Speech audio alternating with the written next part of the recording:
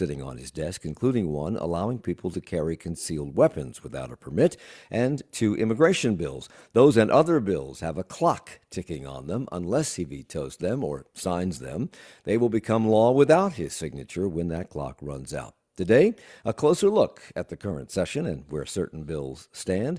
Bryan Anderson is a freelance journalist covering state politics on his Anderson Alerts Substack newsletter. Colin Campbell is Capitol Bureau Chief and political reporter for WUNC. And Helen Moore is a reporter for NC Newsroom, a journalism collaboration focused on state government for public radio audiences and stations, including WUNC and WFAE. Good morning. Welcome to all of 3 of you. Welcome. And welcome back to those of you who have been here before. Welcome. Great to be here, Mike.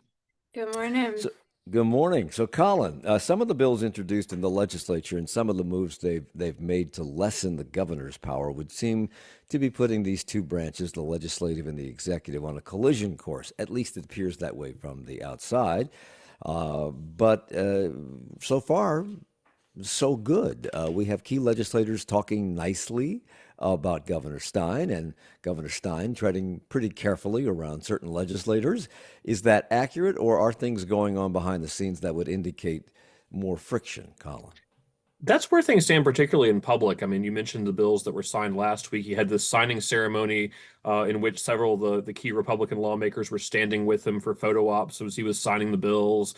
He avoided doing anything on that day, any of the more controversial bills dealing with guns or immigration. But I think, this honeymoon period may be coming to an abrupt end at some point, probably in the next couple of days, as he has to act on some of these bills that feel almost certain to be vetoed, including one that, as you mentioned, sort of shifts the powers from the executive branch, from state agencies being able to pass their own regulations to having the legislature sign off on these. That's a bill that I think passed both chambers in the last couple of days, headed to the governor's desk, in addition to some of these more sort of culture war-oriented bills that are headed to Stein. So there's going to be some tension there between these 2 branches, even as they probably try to work together on some other things where there's potentially common ground between Republicans, particularly in the state House, and Governor Josh Stein.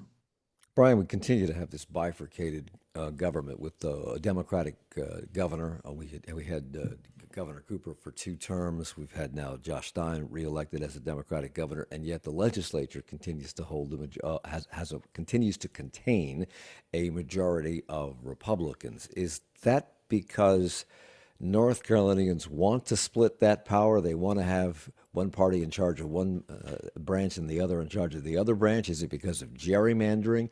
Is it because this time around of the Republican candidate for governor? How do you explain this bifurcation? Well, the answer to all those is yes.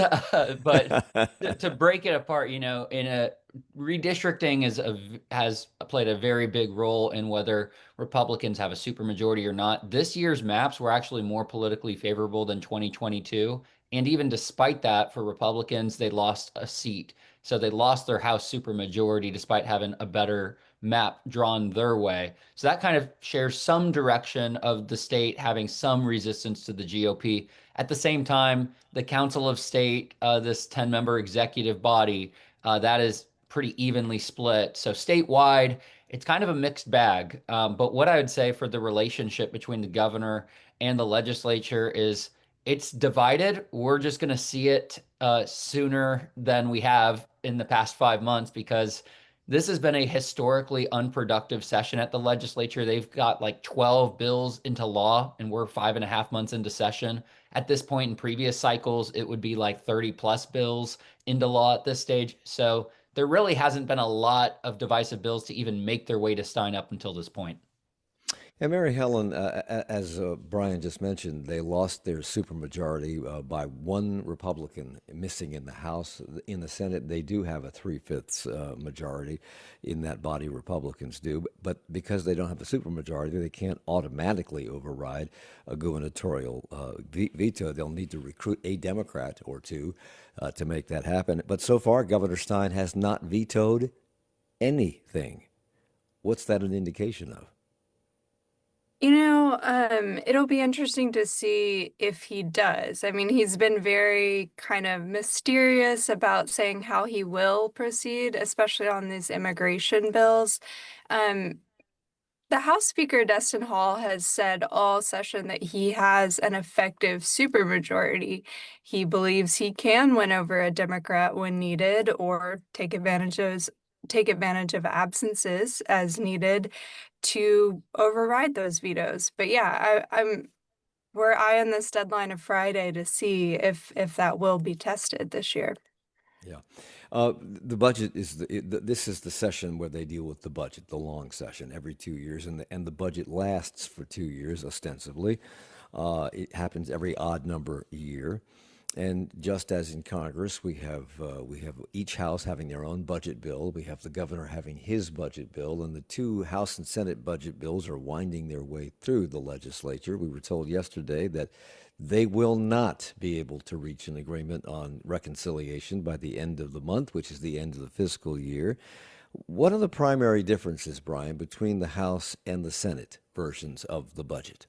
So there's a lot of differences. I'd say the biggest ones are the Senate is more aggressive in how it wants to reduce personal income taxes than previous budgets. And this comes at a time when nonpartisan budget analysts are warning that the tax cuts that have already been implemented and are going to be implemented are going to put the state in a budget deficit. So the House is saying, maybe we need to hit the pause on 1 year of tax cuts and scale things back a little bit.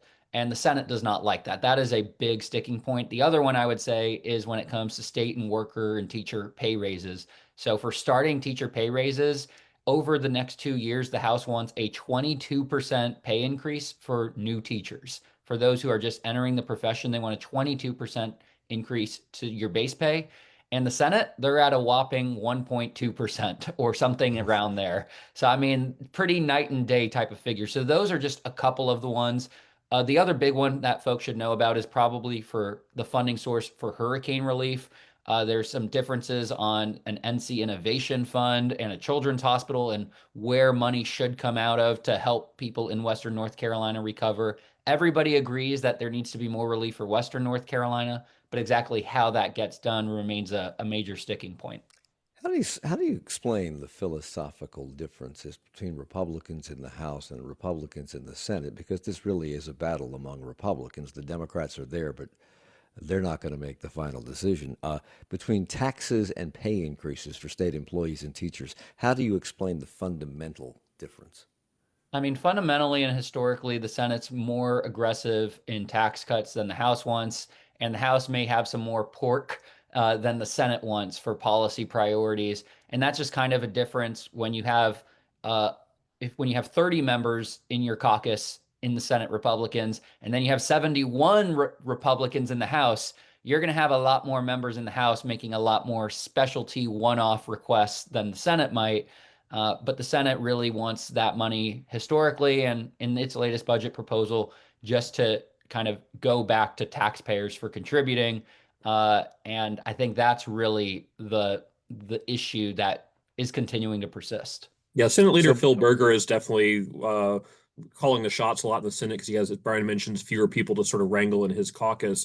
And he just tends to be much more fiscally conservative than House leaders, whether that's the former Speaker Tim Moore or the current Speaker Destin Hall. That seems to be the big difference in why you see such a big split between the Senate Republicans and the House Republicans, almost to which they're two different political parties in some sense. so both of these bills, both of these budget bills, Colin, propose spending about $65.9 billion over the next 2 years. Governor Stein submitted his own budget, of course, which governors do. It proposes spending over $68 billion. Is his budget even a factor in this? Are there certain things about his budget that Republicans can stomach and pass into their versions of this bill, or has it been dead on arrival? I mean, governors' budgets tend to be dead on arrival, regardless of which party is in charge. It's just sort of a formality of here's my recommendations, and usually they'll take a few minor things that are priorities for the governor and get that in there. I think this year Stein has a little bit more leverage because the numbers for Republicans on a veto override are so slim in the state house. So I think there's some motivation to try to get to a point where maybe he could sign the budget bill. I think the odds that they come out with something close enough to the House budget bill, which he's signaled some level of support for, at least aspects of it, that's unlikely to sort of be the final budget deal to where he's not vetoing it, but certainly that's where he has any sort of say in the process, is just sort of using the prospect of a veto as leverage to get at least a few of the things he wants. But really, in terms of the broad, bigger picture spending document, the legislature's going to be calling the shots. So in May, economists from the Office of State Budget and Management and the Fiscal Research Division updated their consensus revenue forecast. My eyes are going to cross.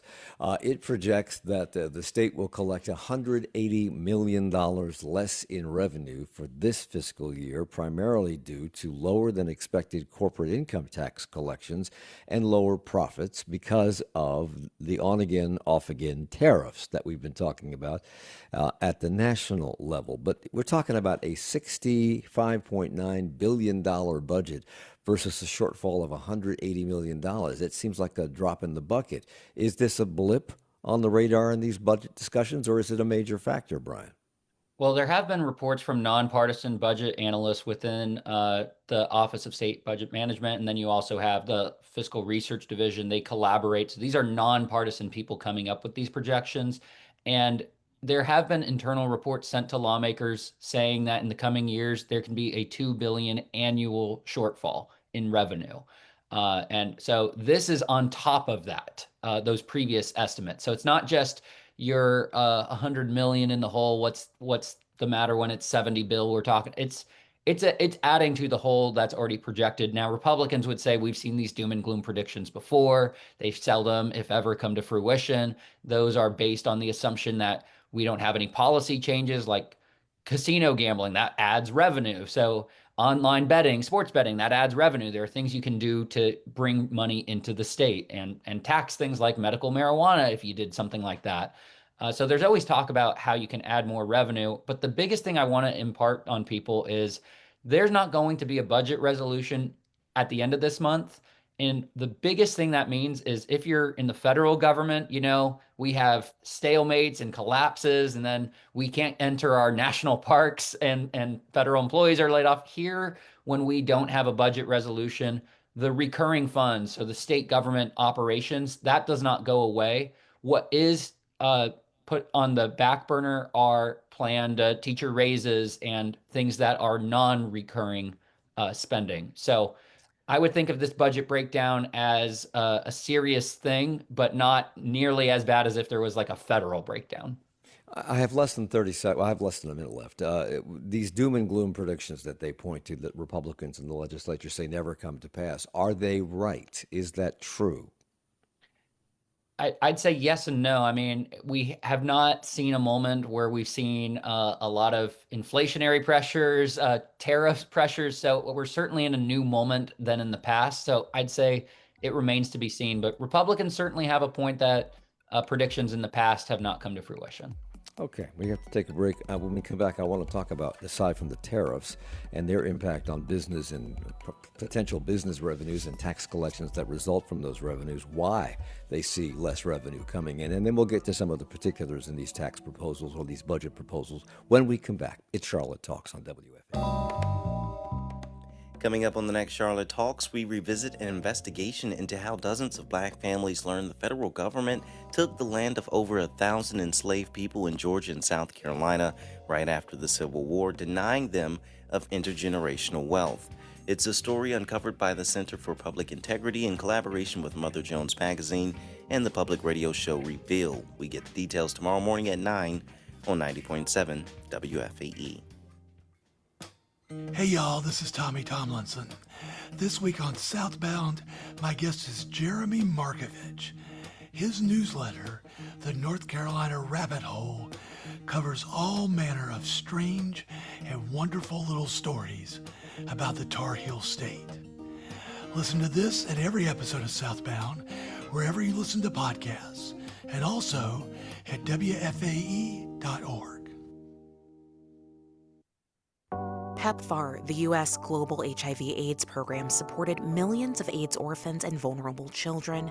Now, many of them have no support after massive cuts to foreign aid. She has no chance unless someone can get her medicine in the middle of rural Zambia. Who's going to do that? I'm Juana Summers, the story of one child and a pastor's quest to help her on the next All Things Considered from NPR News. And All Things Considered is coming up this afternoon at 4 o'clock here on WFAE. It's Charlotte Talks on Listener Funded 90.7 WFAE and WFHE. I'm Mike Collins. We're talking about what's going on in the legislature and bills that the governor has signed, has not signed, waiting to sign, may veto, etc. Bryan Anderson is here. He's a freelance journalist with Anderson Alerts Substack, which has become a kind of go-to thing if you want to know what's going on up there. Colin Campbell also is with us. He is the Capitol Bureau Chief for WUNC in Durham and Chapel Hill. And Helen Moore is a reporter for NC Newsroom, which serves public radio stations throughout the Carolinas, including WFAE. We were talking about the fact that some of the one department of the government, the Office of State Budget and Management, is predicting lower revenues in the coming years, partly due because of lower tax collections, because of the on-again, off-again tariffs and corporations not being able to predict what their revenue may be like. Are there other factors playing into these predictions of lower tax revenues coming in? I'm not sure to Yes. ask that. Go ahead, Colin. So that's where these projected or scheduled future income tax cuts come into the picture.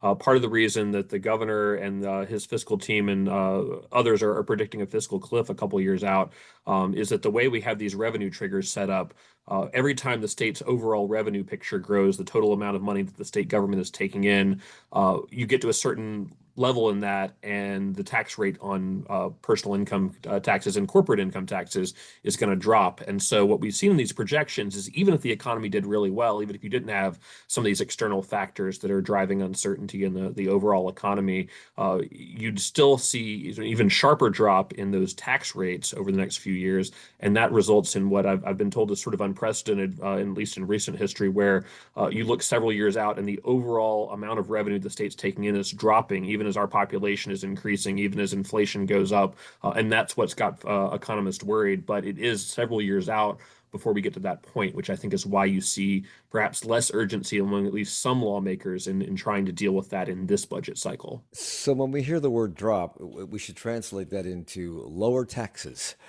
for people paying those taxes. The current tax rate for personal returns is scheduled to drop to, I think, 3.99% next year. That number is set to be automatically reduced, as you point out, if the state's general fund revenue exceeds a certain trigger amount for that year. And the House version of these budget bills would keep those triggers in place through 2027. The Senate wants to remove the triggers and reduce the personal tax rate to 2.99% by 2028, with a goal of eventually reducing it to 1.99%.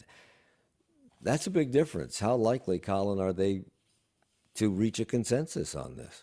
I think that's really the key point in why we don't have a budget now. We're not going to have a budget before the fiscal year ends in a few days. And we may not see a budget at all this year, in part because the current law has these tax cuts scheduled in. So that sort of advantages the Senate's position of supporting these tax cuts, because if they do nothing, if they don't pass a budget at all, these things stay into effect. And what the House wants to do is slow them down a little bit. And that's going to take legislative action and agreement between the House and Senate, which we don't seem to be at yet. So this is essentially the factor that's preventing things like teacher raises, state employee raises, other spending the state wants to do from getting passed, because there's so much tension between the two Republicans in the two chambers over how to handle these tax cuts and what sort of revenue picture the state needs several years out.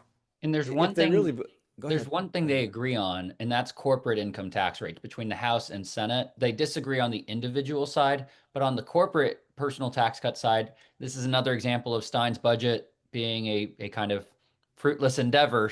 Governor Stein had said, let's hit the pause button on individual and corporate income taxes. And then what lawmakers said is, maybe we need to consider that on the personal income taxes, but for the corporate income taxes, those are scheduled to phase out by the end of the decade, going down from 2.25% to 0% by 2030. So that's another revenue shortfall that's going to happen. And both sides, neither the House nor Senate budget touches that corporate income tax rate. Are they factoring in the impact of artificial intelligence, which we are told will be arriving, the impact of which will be felt within the next 2 to 5 years? And what we're talking about here is artificial intelligence not only taking over lower level, entry level blue collar jobs, but now white collar jobs, even white collar management jobs. If no one's working, there's no tax revenue to collect. Yeah. I don't think there's been any discussion about AI's overall effect on North Carolina's economy. There's so much uncertainties around that for one, but this is a legislature that tends to be more reactive than proactive. So I think that's the sort of thing that will come up when they start to see job losses, if they start to see job losses. Well, in the that's my state as next a result. question. If they proceed on the more optimistic point of view that the Senate seems to have about we can lower these tax rates and all will be well, if it turns out not to be the case, if they're not collecting enough money, et cetera, can't they come back into session and change the tax rate? Yeah, I mean, they could do a budget trailer bill or a budget technical corrections bill at any point they want. So assuming they pass a budget, they have the ability to come back and make tweaks as they see fit. That usually happens in the fall where they'll realize, oh, we made some language errors, or we need to go back to the drawing board, or we implemented something and maybe it becomes an issue. So if there's some AI takeover issue, I mean, they are able to come back to the drawing board and address it then. And I think Colin hit the nail on the head that if we took a poll of how many of the 170 state lawmakers know what AI even stands for, I'm not sure you'd be pleased with the results of that survey. It's definitely So, an older room when you look around the crowd at a legislative session. so since Brian, you brought up these pay raises, let's talk about that for just a second. Both versions of the budget have different pay raise rates for state employees and for teachers. And when it comes to teacher pay, the House is proposing to increase starting teacher pay to $50,000 with an 8.7% raise over 2 years. The Senate proposes average teacher pay of $62,417, which is an average 3.3% increase over 2 years, with a $3,000 bonus at the end of that period. Now, those are not apples to apples comparisons. So explain this to me. How far apart are these two proposals? I mean, ask a teacher, would you rather have $510 or $9,000? I mean, that's the difference in annual salary we're talking about over the next 2 years between the Senate and the House proposal. So they're very much far apart. And if there's no budget resolution, then the pay raise is 0% for the time being. You don't have pay raises if you don't pass a budget, other than what's already been happened in previous budgets. So, I mean, they're definitely on very different ranges. The one thing that, interestingly enough, House Republicans have said is that their budget is even more ambitious than Stein's for teacher pay raises because the first year in that 2 year budget plan, the House's number is greater than what Stein's budget plan was for year one. So Stein is over the moon thrilled with that portion of the House budget. And I've talked to some folks who are like, maybe Stein's support and private encouragement for House members to support the budget, maybe that actually hurts House Republicans in negotiations with the Senate. But there's certainly big differences.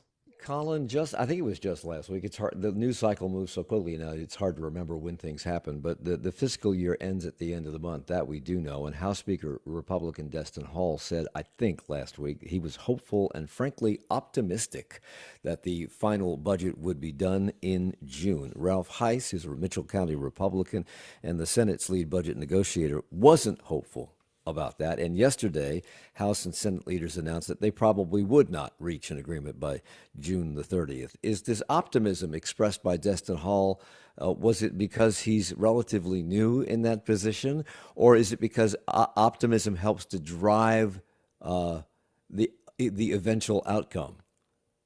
I think optimism is helpful. This is a movie we've seen multiple times before at the legislative building, and part of why all of us as journalists who are a little bit more realistic or pessimistic, depending on how you look at it, tend to not believe these predictions when we hear them at the beginning of session that they're going to get it done on time. Certainly them setting that into the fiscal year, June 30th deadline, helps them get some momentum early on. But we've certainly seen budgets. I mean, 2 years ago, it took them till late September to pass a budget. Last year, they were supposed to do budget adjustments, which typically happens in even numbered years. They couldn't get agreement on that at all. So I think this is sort of par for the course in recent cycles where, the goal is certainly to get a budget by the end of the fiscal year. But them completely blowing past that deadline is become more the norm than an exception. Yeah, So the will the go ahead. tone has just gotten increasingly dejected over the past few weeks. Like a month ago, it was, yeah, we'll definitely be able to get a budget by July 1st. And then last week, I think it was, I'm optimistic that we will continue talking. And then yesterday, it's like, yeah, it's not happening. I don't think they're even talking very much at this point, from what it sounds like. Yeah, I asked Berger where the state of things was, and he had a pretty candid quote. He said, quote, "I just don't think we should continue to give folks the impression that we're working towards getting a budget done." So those are his words. It doesn't get more clear than that. So we'll wait and see when, if ever, that will happen. But in the meantime, let's talk about some of the things that have happened, Mary Helen. We have a new Speaker of the House and a new governor who seem, on the surface, to get along. But last week appeared to be the first test of the balance of power between the branches, at least when it comes to legislation. Josh Stein signed 3 bills into law on Friday. All 3 were described as non-controversial. What did they concern? Yeah, one of those delivers on a campaign promise by the state treasurer, who is a Republican. So he wanted to change the model for investing the state's, I think, $127 billion pension fund into him being solely responsible, change it to an investment board. So a 5-member body with appointees that get to vote on where to put this money. That was non-controversial. Stein was very supportive, and he signed that one. Another one was around law enforcement officers, kind of encouraging older law enforcement officers to keep working. There was a structure in place previously that encouraged retirement at 62 to capitalize on the maximum benefits after retirement. And then the last one would allow social Yeah. workers to collaborate and provide services across state lines. This has long been kind of an issue for social workers. A lot of families are spread across state lines, like our boundaries. Like I have family in Virginia, South Carolina, Tennessee. It's very common. So if something were to happen and kids would need to move across states, that can sometimes be very difficult. And it became really acute, I think, after Hurricane Helene, when people couldn't stay in North Carolina, had to go to relatives in Tennessee or what have you. So all of those bills got signed, and so did 3 others, just without an audience. But yeah.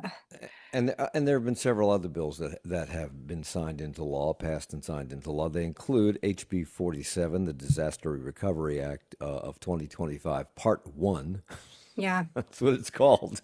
HB 74, which is the House Budget Technical Corrections Bill. I guess they're fixing something.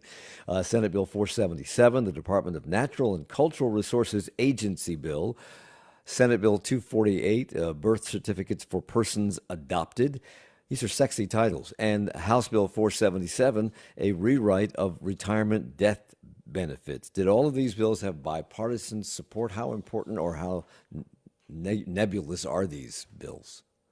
Yeah, as far as I know, they all had bipartisan support. And the really divisive bills, the culture war bills, so to speak, we still don't know what is going to happen with those on immigration, guns, those sort of things. So, Yeah, let's talk about those because there are these 2 other bills that were on Governor Stein's desk on Friday that he has yet to sign.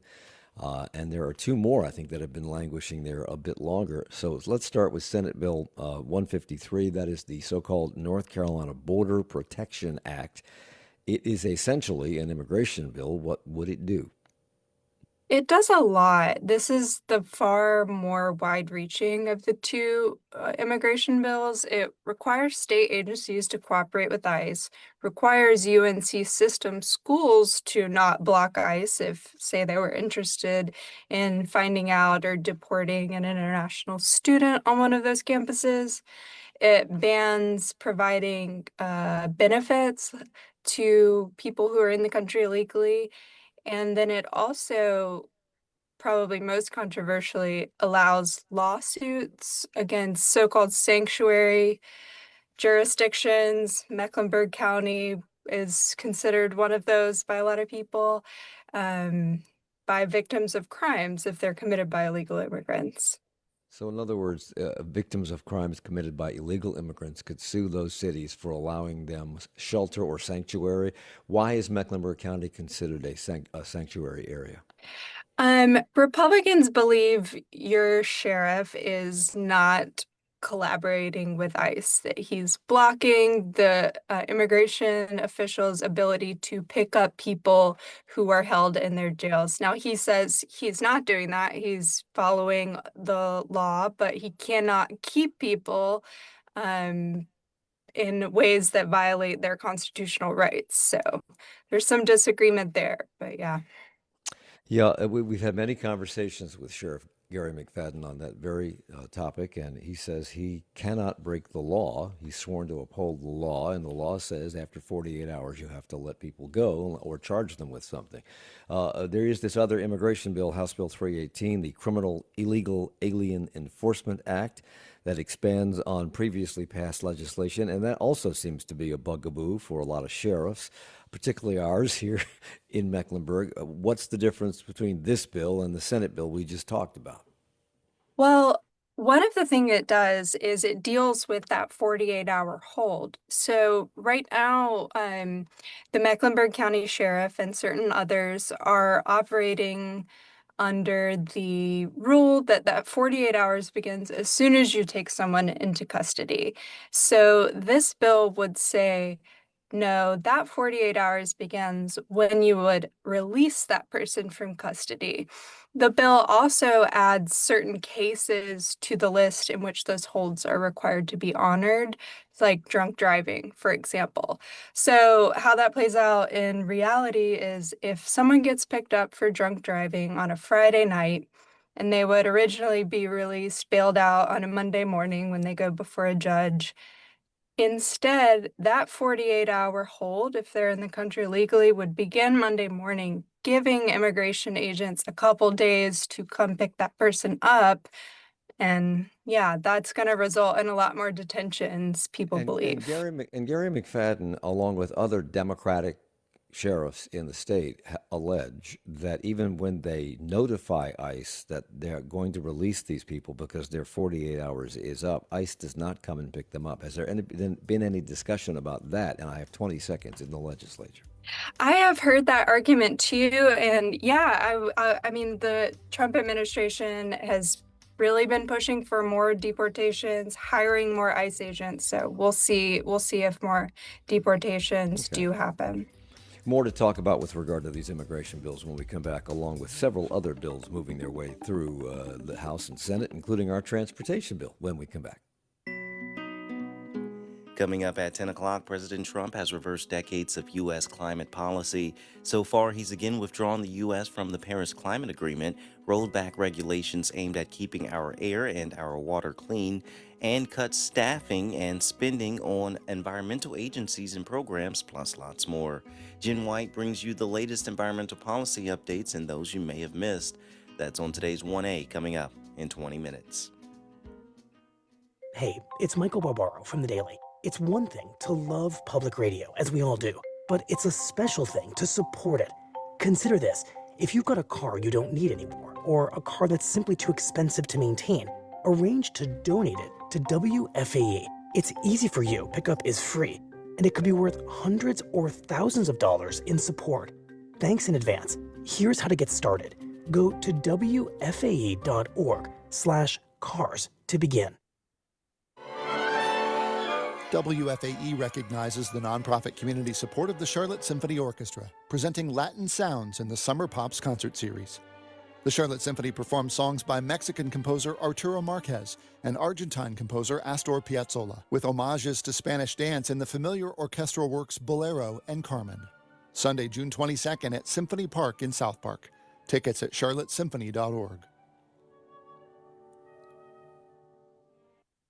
It's Charlotte Talks on listener-funded 90.7 WFAE and WFAE.org. I'm Mike Collins. We're talking about what's going on in the legislature and bills that have and have not been signed, etc., with Bryan Anderson, freelance journalist and author of the Anderson Substack newsletter.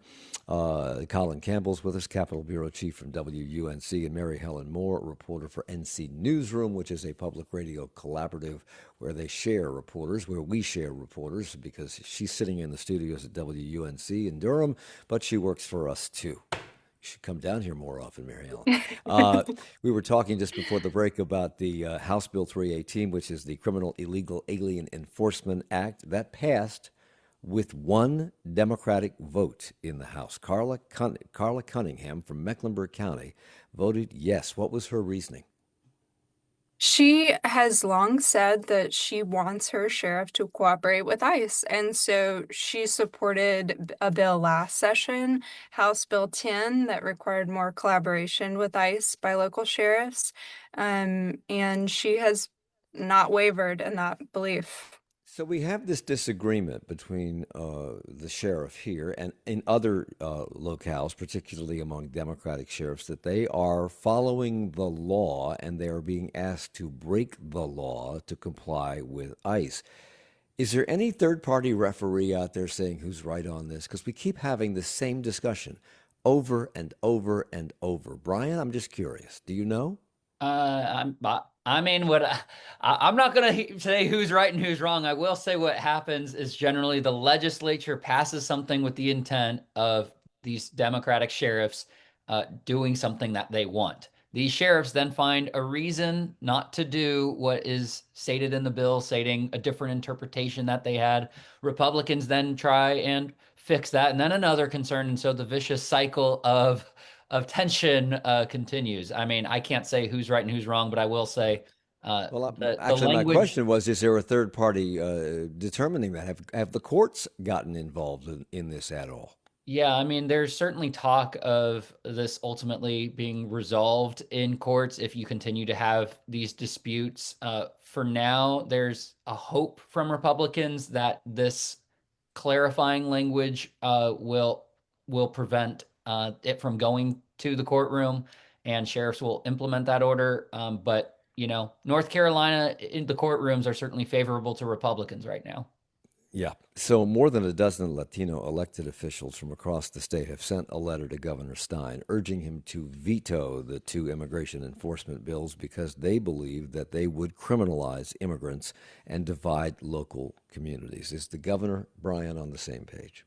I'd love to tell you, but unfortunately at a Friday 8 a.m. News conference, he wouldn't take any questions from any reporters. And I think WUNC and WFAE had a note about that in their reporting when Stein invited reporters. You know, reporters wanted to ask about the other bills that were on his desk, and he didn't take questions. Anytime I've reached out to their office, it's been, we're reviewing the legislation. Yeah, the one thing they say is that Governor Stein believes that immigrants who are here illegally and have committed crimes should be deported, but that's a pretty vague statement in light of how specific these two pieces of legislation are. And just realistically, he's gonna veto these bills. He's definitely maybe he doesn't veto the one that Cunningham supported because you feel like maybe you'll get overridden. That would be the only reason to not veto that one. So, I mean, we're certainly going to see vetoes, and he has until, I believe, 11:59 p.m. on Friday to act on those immigration bills, and there's a gun bill. He has until next Monday to act on. We're going to talk about the gun bill right now, as a matter of fact. But that's when that deadline passes, these bills can become law without his signature. A week ago, the House voted 59-48 to allow people to carry concealed guns without a permit. Currently, the law requires people to get a permit from their local sheriff's office and pass a background check. Republicans have said those requirements infringe on people's Second Amendment rights, while at least one Democrat says that that this law will result in people who don't know the law and who won't know how to behave or act around law enforcement carrying a gun. It should be mentioned that 2 Republicans voted against this bill. It remains on Josh Stein's desk. So, Colin, do we know what he's thinking? I think the likelihood, given the party line vote on this, not a single Democrat voted for it. You don't have the situation we talked about a minute ago about the immigration bill, where one Democrat, Carla Cunningham, was voting in favor with the Republicans. So I think that largely signals that we're going to see a veto on this bill. Certainly, this is one of the biggest change to gun regulations in North Carolina that we've seen in quite some time, taking away this concealed carry permit where you have to go take a class, you have to pass a background check, you have to apply for a permit, you have to be over 21 in order to carry a concealed handgun in this state. This would change it to where if you're over 18 and you're legally allowed to own a gun, you're fine. You don't need any of that. You don't need any sort of permit from your sheriff's offices. So this is something that folks who are pushing for, Second Amendment expansion, reduction of gun control sort of things have been pushing for a while and haven't been able to get Republicans on board. This year they have, but as you mentioned, it's not all Republicans. They've got the 2 House Republicans who voted against this, some others who just didn't show up the day of the vote. So I think this could probably be the hardest lift for House Republicans to get this across the finish line if the governor were to veto, which appears that he's likely to do. There's one more bill waiting for the governor's decision to sign or veto, HB 126, Mary Helen, which would amend the laws governing voluntary agricultural districts. Now, this passed both chambers without a single no vote. Since I live in Mecklenburg, an urban county, tell me what this does and why the governor waited rather, to sign it. That one has flown over past my radar, so I'm not sure Okay. what that one does Anybody? either. I'm looking at the bill description for you, and because it passed unanimously, we focus on conflict as reporters. But according to the bill, it does amend the process for state and local agencies and governmental units to condemn or rezone qualifying farmland in a voluntary agricultural district. So, Yeah, there there's you a go. lot of I these read it for small the first bills time. that have passed unanimously and sort of make some minor tweaks to law. I mean, if I were to try to figure out sort of the overall theme of this session, a lot of it is doing really minor things that everyone agrees is probably fine, because that we haven't seen any sweeping policies, but we've seen a lot of bills like that, as we've mentioned, sort of fly below the radar. Nobody's against it. Probably only affects a small number of people. And then So Stein here's can a bring them in bill. and say we support it, and we have our lawmakers with us. Look at our unity. Here's a bill that is probably flying under the radar everywhere in the state except Mecklenburg County, and that is our transit bill, where we're asking the legislature for permission to put on the ballot in November a referendum for a 1% sales tax for transportation. It would fund billions of dollars of projects in Mecklenburg County. What the General Assembly is considering is allowing that referendum. They're not saying do it, you can tax. They're saying you can ask the voters if the voters will allow for the tax. It was said to be a long shot and a very difficult lift in the legislature. But recently, Mecklenburg Republican Tricia Cotham, the bill's primary sponsor, was able to push it through not one, but 2 committees. Well, she's the primary sponsor. She pushed it to the Transportation Committee. Then it went to another committee, the Finance Committee, and I'm told today it's in yet another committee. The bill has morphed several times, but the version presently in front of the people is the one that we kind of sent to them after being told to change it. It provides for 40% of the money going to rail, 40% for roads, and 20% for other forms of public transit. This has people in Matthews, a bedroom community of Charlotte, upset because it will not allow for the Silver Line train to go to Matthews. And House Majority Leader Brendan Jones from Columbus, who supports this bill, said about a week ago that they were working on a compromise that might please Matthews. Mary Helen, do we know where that stands? Do we know what that compromise might be? I don't know what that compromise might be, but on the House side, at least, that bill has gotten the hardest parts out of the way. It's in rules today, which means it will likely be scheduled for a vote in the full House later this week. And then we'll see what the Senate does. We'll see if it takes it up before they plan to leave at the end of next week. So This is, I guess the clock is ticking on this because not only do we have to get permission from the legislature, we have to get it in time to put it on the ballot. We have to get it in time for advocates to promote the vote because this is going to be an off-year election and a lot of people don't vote. We have the lowest voter turnout already in the state in Mecklenburg County, and a lot of people don't vote in these off-year elections. The bill has local political and local business support, and we're just asking for permission to ask the voters if it has their support. Is this too much, Bryan, for the legislature to deal with the great state of Mecklenburg on? Is it just too much for them to consider? When you have lengthy, nuanced policy debates, it's hard to work that into the final 2 weeks. From everyone I've talked to, the focus right now is on hurricane relief, and this is not the major thing that's taken up the oxygen. So I'm not sure we're going to get a resolution by the end of next week.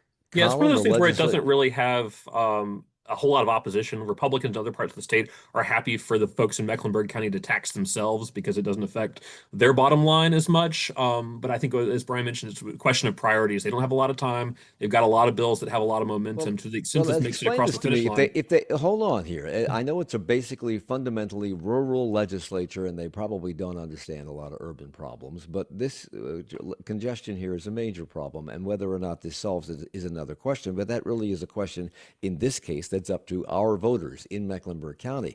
So, what's the big deal? Why is this such a heavy lift if it doesn't involve revenues from the state to be put into this? Why do they care? Just say yes and move on. Why does it take time? I think it gets a lot mixed up in people's thoughts about transit in general and whether light rail is the right answer. As you mentioned, this is a formula between how much are they improving roads versus how much they're spending on a new transit project. And I think that's where Republicans get a little concerned, or they're not happy with the details of it, because plenty of Republicans don't live in Mecklenburg County. They wouldn't necessarily have to pay this tax that much, but a lot of them drive through that to get to the Charlotte airport or wherever else they might be going. So a lot of people have opinions about how Charlotte grows and handles its infrastructure, even if they don't live there, and actually make the decision that the voters would make under this particular bill.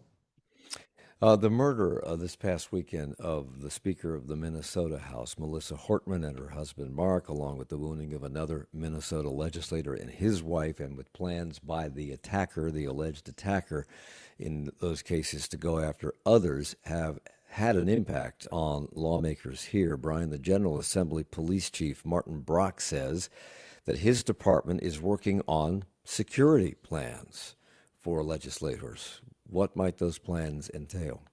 I asked him and others, and they're unwilling to publicly say specifically, out of concern for just if you publicly share the specific details, that can present some safety concerns for lawmakers. But I've been told that generally speaking, there's going to be added security protocols in the legislative complex, and so in and out of the building. I'm gonna wager you might see more of a physical presence of officers as an added precaution, or you might see them in more heavily foot trafficked places. But as we have seen, these crimes that were committed over the weekend did not take place within the Minnesota legislative building. They took place in these people's homes. And this is a legislature that wants to pass a bill that allows concealed carry with no permitting, no background check. Aren't they at cross purposes here in terms of protecting themselves? The advice that's being given certainly to lawmakers right now is, in light of this, the officer there, the chief, had said, if you guys want a briefing on security protocols or how best to reach out to local law enforcement, General Assembly police. The issue, I think, in the Minnesota case in part was someone impersonating an officer. And I think what you're trying to do now is educate lawmakers on, if you get that knock on your door, if you have any distress potentially, here's how you should handle it. And so that is the next steps. But certainly there's an argument to be made that, as North Carolina is potentially going to make concealed carry permits a thing of the past, it's notable that the General Assembly, you're still certainly not able to bring a firearm to the building. Meanwhile, Democratic Representative Julie Von Hafen of Wake County reposted, this is not her post, she reposted a video this weekend on Facebook featuring an image of a protester holding up a sign at a No Kings rally. The sign said, "In these difficult times, some cuts may be necessary," and it pictured a guillotine flanked by two life-size heads, one of which, it could be said, resembled Donald Trump. Again, this is not her holding the sign. She did not make the post. She merely reposted a photo of this, but some have called for her resignation. What has she said about this? She had a 33-second long apology on the chamber floor reading from a phone. And the hope was that would address the concerns Republicans had brought to her attention with it. And the apology came 3 days later after her post. And essentially, since her social media posts, she made her Instagram account private. She deleted her Twitter account. She's limited and heavily restricted how people can comment on her Facebook page posts. And I asked the House Speaker about, does that present any concerns for public access to lawmaker records or anything like that? And he took it in a different direction. He said, I think the less people see from her social media, it's probably a good thing. But for now, there may be a censure if House Republicans have an appetite for that, but it seems at least to be chilling right now.